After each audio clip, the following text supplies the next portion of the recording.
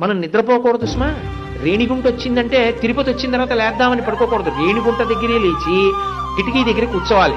కూర్చుంటే కొండలు కనపడడం మొదలు పెడతాయి. ఆ కొండలు బద్దలైనట్టుగా జేగురు రంగుతో రాళ్లతో కనపడతాయి పైన.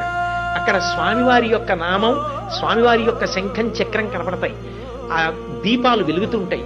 దూరం నుంచి అసలు మనం ఆ 7 కొండల్ని జుర్రేసుకోవడంతో మొదలు పెట్టాలి.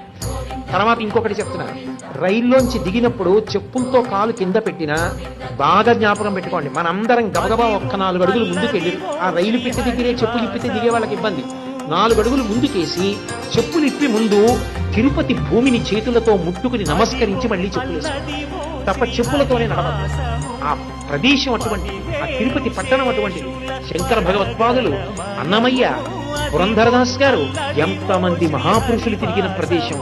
కాబట్టి ఒక్కసారి మనం కాళ్లతో తొక్కే ముందు చెప్పులతో తొక్కకుండా పాదములతో స్పృశించే ముందు ఇంతకన్నా దిక్కు లేదని చేతులతో ముట్టుకుని నమస్కరించి చెప్పులు వేసుకుందాం.